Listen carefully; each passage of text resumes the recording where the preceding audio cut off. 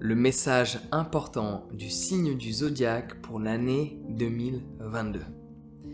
Je vais énumérer l'ensemble des signes du zodiaque afin de te dire l'élément le plus important qu'il faut retenir pour cette année 2022. Bélier. Si tu ne fais rien, rien ne se fera. Taureau. Si tu ne bouges pas ton cul, rien n'arrivera. Gémeaux. Si tu ne prends pas ton courage à deux mains, la vie que tu veux expérimenter ne deviendra jamais une réalité. Cancer. Si tu n'oses pas faire ce que tu as voulu faire, tu ne pourras pas vivre la vie que tu imagines. Lion. À nouveau, si tu ne bouges pas ton cul, la vie que tu veux obtenir, tu ne l'obtiendras pas. Vierge. Si tu n'oses pas bouger tes fesses, et vraiment les bouger, ça va être difficile de pouvoir vivre la vie que tu désires. Balance.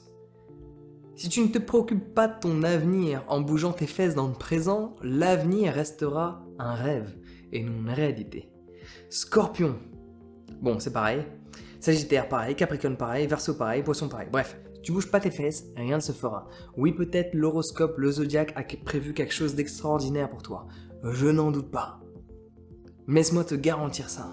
Si tu n'es pas prêt à bouger tes fesses, si tu n'es pas prêt à prendre des risques, si tu n'es pas prêt à agir, à te mettre dans une position dite vulnérable parce que tu es confronté à quelque chose que tu ne connais pas, un environnement nouveau, des gens nouveaux, une culture nouvelle, la nouveauté ne pourra jamais prendre place.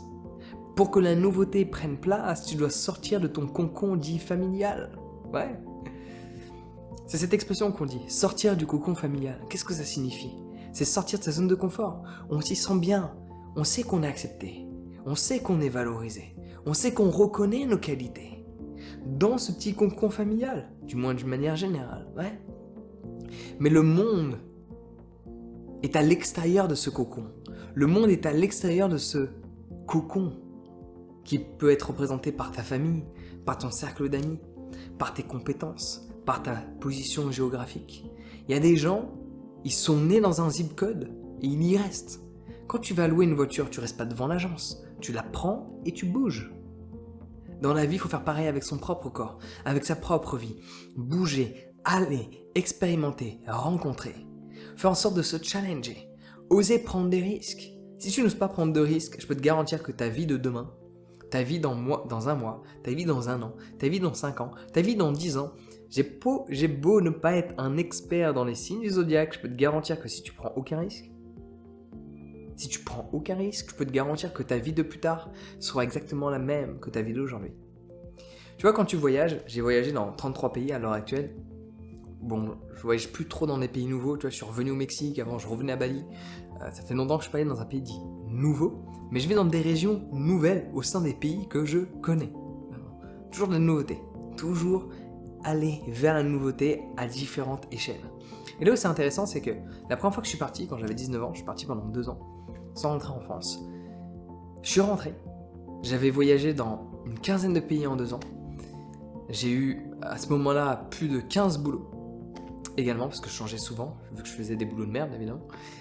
Tu peux pas changer autant de boulots quand tu fais des boulots bien, ça paraît logique. C'est triste. C'est triste pour ce que je voyais, mais c'était valorisant pour qui j'étais. Au bout de 2 ans de voyage, je rentre, rien n'a changé. Tous les gens qui ont voyagé pendant 3-4 mois, 6 mois, 1 an ou plus, l'ont expérimenté. Ils ont vécu dans plein de pays, dans plein de régions, expérimenté plein de choses de la vie différentes. Ils se sont découverts. Ils rentrent chez eux, leurs amis ont le même boulot, vivent au même endroit, fréquentent les mêmes personnes, ont les mêmes habitudes. Rien n'a changé. Si tu ne prends pas de risque de sortir de ta zone de confort, d'agir, d'aller vers la nouveauté, d'accepter de poser une question à une personne et d'être dans une position je ne sais pas. Juste, explique-moi. Je sais que tu as plus de connaissances dans ce domaine-là. Est-ce que tu peux me dire comment ça fonctionne? Ouvrir sa bouche pour se taire, non pas pour se montrer. Ouvrir sa bouche pour recevoir des informations.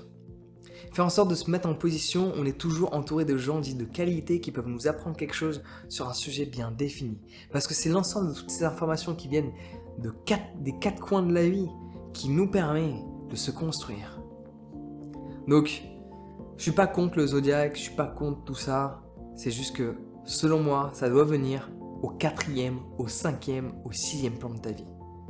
Si tu te préoccupes déjà de 1, faire ce que tu sais que tu es censé faire depuis tant d'années. Genre, méditer. Depuis combien de temps tu te dis « Ouais, faudrait que je médite vraiment » et tu ne le fais pas. Ça fait combien de temps que tu te dis « Ouais, faudrait que j'aille courir » mais tu le fais pas. Ça fait combien de temps que tu te dis « Ouais, faudrait que je lise » mais tu le fais pas.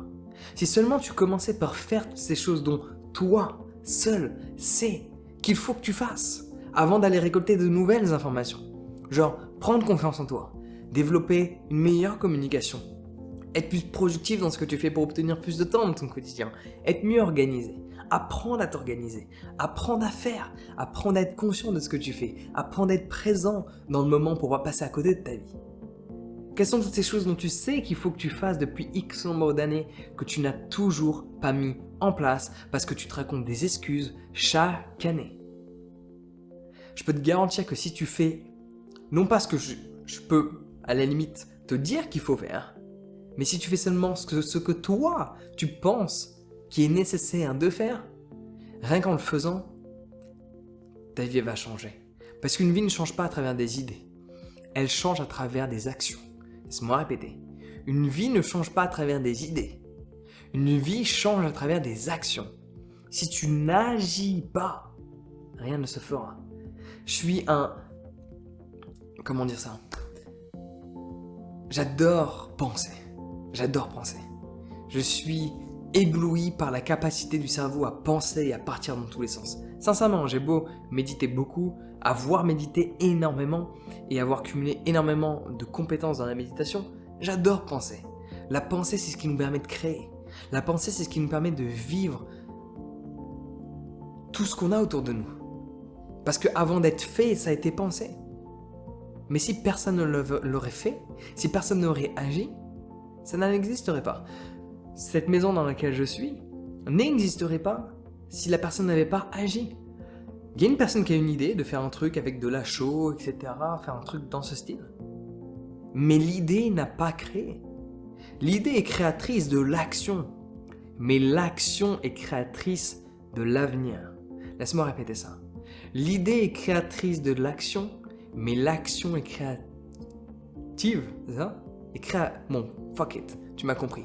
L'action crée l'avenir. Si tu veux que ton avenir soit différent de ton présent, il faut agir.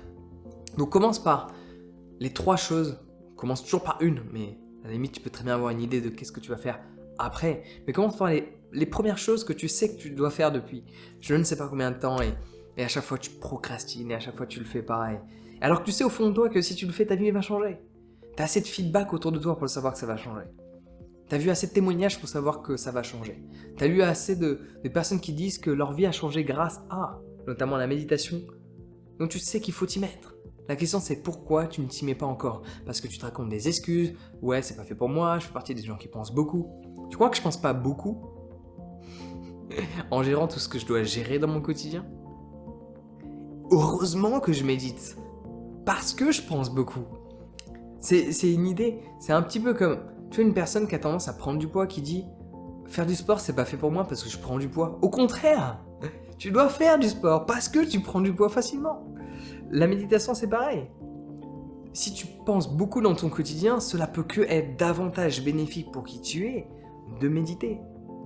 Donc si tu veux agir maintenant et arrêter de te préoccuper de ce que certains textes vont te dire que ton avenir sera, je sais, je parle un peu en mode maître Yoda, mais juste agis maintenant, préoccupe-toi de ton présent, et je peux te garantir que si tu agis dans le présent, avec différentes actions, ton lendemain sera garanti par rapport à ce que tu auras fait aujourd'hui.